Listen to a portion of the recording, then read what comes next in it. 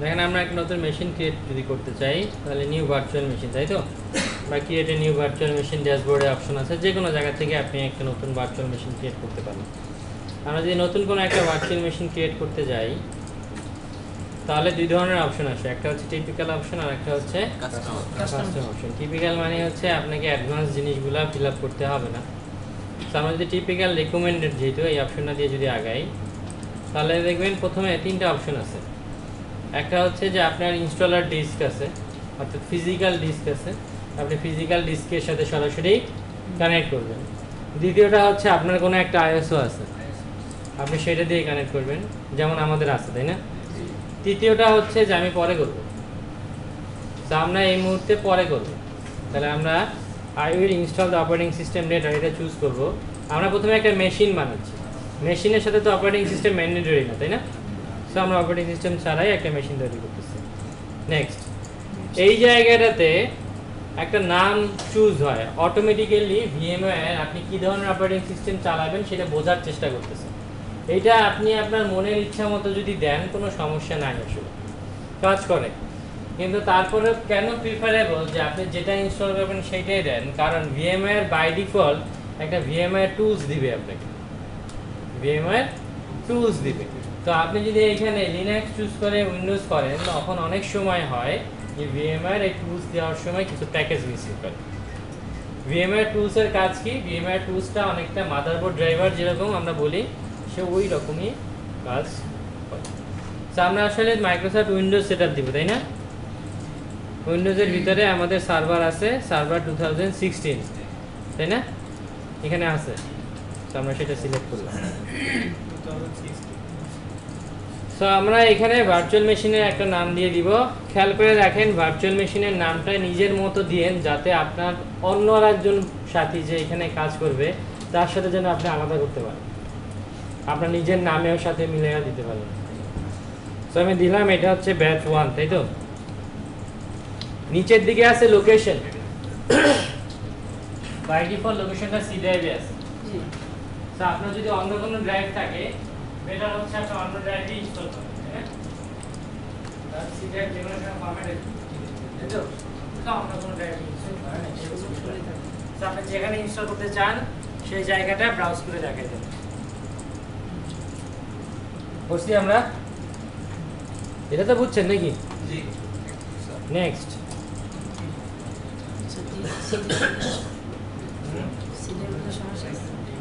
যদি ফরম্যাট হয়ে যায় তাহলে চলে যাবে, স্যার কি হবে?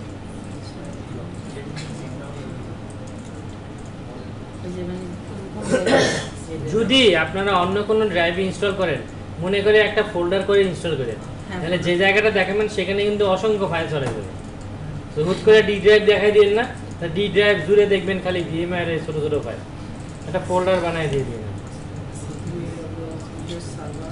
তো দেখেন এই জায়গাটাতে ডিস্ক স্পেসের কথা বলতেছে। তো এখানে ও বলছে যে মিনিমাম উইন্ডোজ সার্ভারের জন্য 60 জিবি দরকার। তো আমাদের আসলে দরকার নেই এত, আপনি এটা রাখতে পারেন অথবা এটাকে কমিয়ে 20 নিয়ে আসতে পারেন। আমাদের যে সার্ভার সেটা ম্যাক্সিমাম 10 জিবির মতো হয়তো জায়গা নিতে পারেন, বেশি নেবে না। আর আমরা তো ফাইলপত্র রাখবো না, সেই জন্য আমাদের জায়গার সমস্যা নেই। আর আমাদের হার্ড ডিস্কও অনেক বড়, আপনি যদি বেশিও নিতে পারেন। তো এটা কোনো ইস্যু না আর কি। নিচে দুইটা অপশন আছে দেখেন। প্রথম অপশনটা হচ্ছে এই যে ভার্চুয়াল ডিস্কটা, ভার্চুয়াল ডিস্ক মানে আপনি যখন এই ভিএমওয়্যার সেটআপ করবেন তার জন্য তো ওর একটা ডিস্ক বানাতে হচ্ছে, এই যে 60 জিবি বা 20 জিবি, তাই না? এই ডিস্কটা ও তো একটা ফাইল হিসেবে সেভ করে রাখবে, তাই না? ও কিছু একটা ফাইল। তো আমরা যদি সিঙ্গেল ফাইল বলে দেই তাহলে এটা সিঙ্গেল ফাইল হবে, যদি আমি স্প্লিট বলে দেই তাহলে এটাকে সে ছোট ছোট অনেকগুলো ফাইলে সেভ করবে। যদি আপনি সিঙ্গেল ফাইল বলেন এবং আপনি যদি আপনার এই ভিএম এর মধ্যে 10 জিবি ডাটা রাখেন তাহলে ওই সিঙ্গেল ফাইলের সাইজও হবে 10 জিবি, বুঝতে পারছেন? আর যদি আপনি স্প্লিট করেন তাহলে ওই 10 জিবি কি অসংখ্য ফাইলের ভিতরে ভাগ হয়ে যাবে, যেটা আপনাকে কপি করার জন্য সুযোগ দিবে। সবচেয়ে বড় প্লাস পয়েন্ট হচ্ছে যদি স্প্লিট করেন তাহলে আপনি যদি এই ইমেজটা অন্য কোথাও ট্রান্সফার করতে চান কপি পেস্ট আপনার জন্য দ্রুত হবে, যেটা সিঙ্গেল ফাইলের জন্য অনেক বেশি সময় লাগে। এটা তো জানেন উইন্ডোজ কিন্তু মাল্টিপল ফাইল একসাথে কপি করে। তো আপনি যদি 5টা ফাইল থেকে 5টা ফাইলই কপি করা শুরু করবেন, আর যদি একটা ফাইল থেকে কিন্তু একটা ফাইলই কপি করবেন, ওর স্পিড তো ওই একটাই। যদি মাল্টিপল ফাইল যদি একাডেমি করে তাহলে আগে হবে। তো যে কারণে আমরা স্পিড অপশনটা রাখছি, আপনি চাইলে সিঙ্গেল রাখতে পারেন, এটা নিয়ে আমাদের কোনো সমস্যা হবে না। খেয়াল করে দেখেন এখন ফিনিশ করে দিতে পারি আমরা চাইলে, অথবা চাইলে আমরা হার্ডওয়্যার কাস্টমাইজ করতে পারি, তাই না? যদি আমি হার্ডওয়্যার কাস্টমাইজেশনে যাই তাহলে দেখেন একটা হার্ডওয়্যার প্যানেল ওপেন হবে, তাই তো? এই প্যানেলের ভিতরে হার্ডওয়্যার মডিফাই করা যায়। এই কাজটা আপনি এই মেশিন ক্রিয়েটের সময় করতে পারেন, পরবর্তীতেও করতে পারেন। আমরা পরবর্তীতে করব, বাস দেখাই দিলাম আর কি। আমরা যদি ফিনিশ দিয়ে দেই তাহলে আমাদের এইখানে এখন একটা নতুন মেশিন তৈরি হয়েছে, তাই তো? তো এই পর্যন্ত আমার মনে হয় এর আগে অনেকেই করছে, তাই না? এখানে অনেকেই জানেন যে মানে কিভাবে মেশিন ক্রিয়েট করতে হয়। খেয়াল করে দেখেন এই মেশিনটার ভিতরে এডিট ভার্চুয়াল মেশিন সেটিংস নামে একটা অপশন আছে, তাই না? ড্যাশবোর্ডে, অথবা এই মেশিনটা সিলেক্ট থাকা অবস্থায় আপনি যদি ভিএম এর ভিতরে যে সেটিংসে যান একই কাজই হবে। বুঝা গেল? ভিএম এর সেটিংস যে কাজ করবে আপনার এই এডিট ভার্চুয়াল মেশিন সেটিংসও সেই একই কাজ করবে। আর একটা জিনিস দেখেন এইখানে ডেসক্রিপশন লেখা যায়, তাই না? আপনি চাইলে আপনার ইউজার নেম পাসওয়ার্ডটা এখানে ডেসক্রিপশনে লিখে রাখতে পারেন। সেক্ষেত্রে যদি ইনকেস ভুলে যান তাহলে আপনার মনে থাকবে।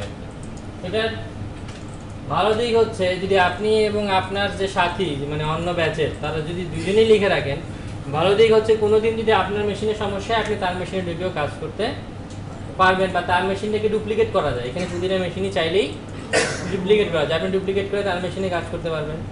আর খারাপ দিক হচ্ছে আপনি চাইলে তার মেশিনে আসলে ঢুকে কিছু খারাপ কাজ করতে পারবেন, ডিলিট করে রাখেন।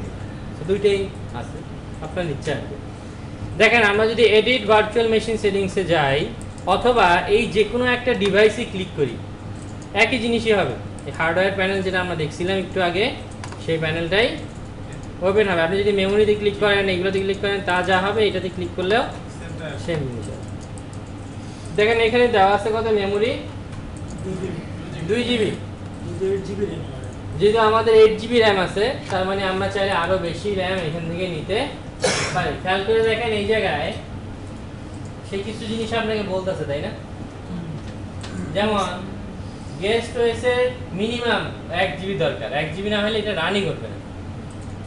রিকমেন্ডেড মেমোরি 2 জিবি, বলছে 2 জিবি নেন মিনিমাম, অর্থাৎ ভালো হবে। 6.2 জিবি, 6.2 জিবি কি? 6.2 জিবি হচ্ছে memory swapping May ochre beyond this size. মানে আপনি যদি 6.2 এর বেশি নেন তাহলে আসলে মেমোরি সোয়াপিং হবে। মেমোরি সোয়াপিং মানে কি? আমার একাধিক ভিএম থাকলে ওইখান থেকে এটা সিনক্রোনাইজ করবে, বা কেউ যদি 4 জিবি ইউজ করে ওইখানে 2 জিবি আনইউজেবল থাকবে সেটা এখানে চলে আসবে। তার মানে মেমোরিগুলো সোয়াপিং হবে, তাই তো? মেমোরিগুলো সোয়াপ করবে, আর একটা মেমোরি আরেকজন ইউজ করতে পারবে। তো আমাদের ম্যাক্সিমাম মেমোরি হচ্ছে 8 জিবি।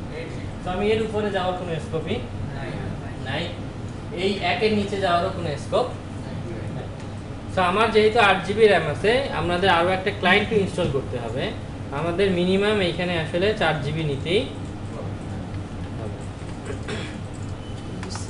মিনিমাম আমরা নিব 4 জিবি। ওকে, এখন দেখেন আমার এখানে প্রসেসর আছে, তাই না?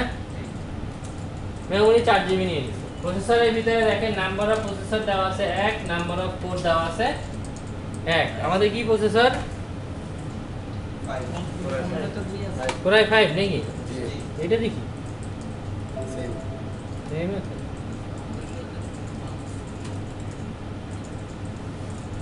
Core i5, তাহলে আমাদের Core i5 আছে, তাই তো? তাহলে আমাদের কয়টা প্রসেসর আছে?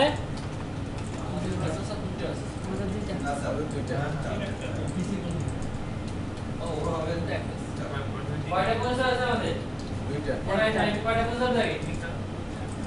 হ্যাঁ, 5টা থাকে নাকি? Core i5 লেখা আছে 3টা থাকে, যেহেতু 5 2 বার দিলে 3।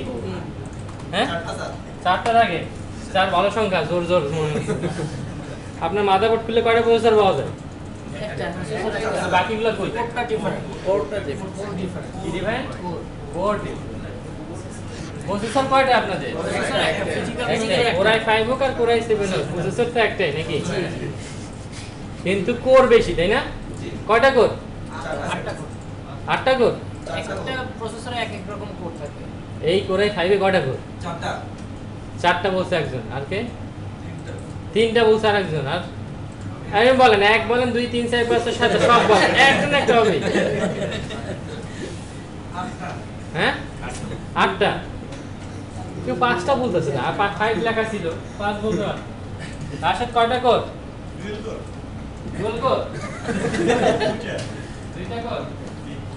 কি হয়? দুইটা কোর। গুগলে যান, সার্চ দেন কোর আমি গড়ে করতে। এত কিছু করে ফেলাইছেন পৃথিবীতে। 6টা। সবই হইছে, একটা না একটা হবে। শিওর শিওর থাকে। এখানে এই প্রসেসরটা 4টা দেখাচ্ছে। 4টা। তাহলে কয়টা দেখাচ্ছে? এখান থেকে 4টা। এই কাজ করে যাচ্ছে কি? ইসে সার্চ দেন, গুগলে সার্চ দেন, দেখেন কোরাই ভাবে কয়টা থাকে। যান প্রসেসরে যান, ওখান থেকে দেখা যায়। প্রসেসরে যান, প্রসেসর যান, সিপিইউ তে যান, দেখেন কয়টা কোর দেওয়া আছে। আমাদের যত কোরাই মেশিন আছে, সব কোরাই মেশিনে কয়টা? 4টা করে থাকে। 4টা। কোরাই 5 এ থাকে কয়টা? 4টা। কোরাই 3 তে এখন আপনি এখানে চাইলে 4টা কোরই নিয়ে নিতে পারেন, তাই তো? 6 পারেন? তাহলে আপনার মেশিন চলবে কোন করতে? আমরা 2টা নেই নাকি? 4টা আছে, 2টা নেই। খেয়াল করে দেখেন, অনেক ওয়ালার হয়ে গেছে। নিচের দিকে একটা খুবই ইম্পর্টেন্ট একটা বিষয় আছে, এই ইম্পর্টেন্ট পার্টটা মনে রাখতে হবে। এখানে দেখেন ভার্চুয়ালাইজ ইন্টেল ভিটিএক্স সিপিটি আর এএমডি ভিআরভিআই আছে না? আমাদের এই ভিএমআই কি ভার্চুয়াল না? ভার্চুয়ালাইজেশন করে না? উইন্ডোজ সার্ভার 2016 তার ভিতরে কি হাইপার-ভি নাই? আছে। আছে তো। ওইটার ভিতরে যদি আমি হাইপার-ভি ওপেন করি, তার মানে কি আরেকটা ভার্চুয়ালাইজেশন হবে না? তার মানে কি নেস্টেড ভার্চুয়ালাইজেশন হবে না? এই নেস্টেড ভার্চুয়ালাইজেশন যদি আপনি করতে চান, তাহলে অবশ্যই আপনাকে এই ভার্চুয়ালাইজেশন ইঞ্জিনটা অন করে দিয়ে আসতে হবে। আপনারা জানেন আপনাদের মাদারবোর্ডে কিন্তু ভার্চুয়ালাইজেশন টেকনোলজি বিল্ট ইন থাকে। যদি আপনি অন না করেন, তাহলে কিন্তু এখানে ভিএমআর সেটআপ করার কোনো অপশন নাই। মেশিন রান করতে যাবেন, দেখবেন তখন কিন্তু আর মেশিন সে রান করতে পারবে না। আমি 22 থেকে করছি। করছেন না অলরেডি? সেই প্রবলেম অনেকেই পেতে পারেন। তার মানে প্রত্যেকের মাদারবোর্ডে ভার্চুয়াল টেকনোলজি অবশ্যই এনাবল থাকতে হবে। সো এটাও তো একটা মাদারবোর্ড আমার কাছে এই মুহূর্তে, তাই না? তো আমি যদি ওই মেশিনে ভার্চুয়ালাইজেশন করতে যাই, তাহলে আমাকে অবশ্যই এই ইঞ্জিনটা অন করতে হবে। ঠিক আছে? বাট এই ইঞ্জিন অন করলে আপনি ক্লাউড অপারেটিং সিস্টেম ইনস্টল দিতে পারবেন না। ক্লাউডের নেস্টেডের উপরে নেস্টেড ভার্চুয়ালাইজেশন থাকে, সেটা এই ইঞ্জিন সাপোর্ট করে না। এটা আবার অন্য টেকনোলজি। যাই হোক, সেইটা আমরা দিয়ে দিলাম। হার্ড ডিস্ক এখানে 60 জিবি আছে, আপনি চাইলে নতুন হার্ড ডিস্ক অ্যাড করতে পারেন। এইখানে দেখেন সিডি ডিভিডি আছে, তাই না? সিডি ডিভিডিতে গেলে দেখেন আমরা তো আইএসও ফাইল ছিল, তাই তো? আমরা আমাদের এই আইএসও ফাইলটা এখন এই সিডি ডিভিডিতে চিনিয়ে দিতে হবে, যেহেতু আমরা আইএসও থেকে ইনস্টল করবো, তাই না? চিনিয়ে দিতে হবে। তো যদি এখানে যান, ইউজ আইএসওতে যান, তাহলে আপনি ব্রাউজ করে আপনার যে আইএসও ফাইলটা আছে সেটা দেখা উইন্ডোজ সার্ভার দেখাই দিচ্ছেন সবাই? দিচ্ছেন? দেন না? দেখেন এখানে নেটওয়ার্ক অ্যাডাপ্টার কি দেওয়া আছে? নেট, তাই তো? এটা চেঞ্জ করেন, চেঞ্জ করে এটা করেন ব্রিজ। বুঝছেন? তাহলে এখন কি হবে? এই সার্ভারটা সরাসরি আমাদের এই নেটওয়ার্কে কানেক্টেড না? তার মানে এই সার্ভারটা আমরা যে কেউ অ্যাক্সেস করতে পারবো, তাই তো? তেমনি আপনার সার্ভারটা আমরা যে কেউ অ্যাক্সেস করতে পারবো। নেক্সট অ্যাডে আমরা নতুন আরেকটা অ্যাডাপ্টার এখানে নিব, নতুন আরেকটা অ্যাডাপ্টার নিব। তাহলে কি হবে? Add network adapter. দেখেন এখানে নতুন একটা অ্যাডাপ্টার চলে আসছে না? চলে আসছে? Add network adapter. এই অ্যাডাপ্টারটা টাইপ দিব আমরা হোস্ট অনলি। অ্যাডাপ্টারটা টাইপ দিব হোস্ট অনলি। তাহলে আমাদের কাছে কয়টা নেটওয়ার্ক? দুইটা, একটা হচ্ছে ব্রিজ আর একটা হচ্ছে হোস্ট অনলি। ব্রিজ নেটওয়ার্ক দিয়ে আমরা সবাই কানেক্টেড, হোস্ট দিয়ে শুধুমাত্র ওই পিসি কানেক্টেড, তাই না? জি। বুঝছেন সবাই? এটুক পর্যন্ত হচ্ছে আমাদের মাদারবোর্ড কনফিগারেশন।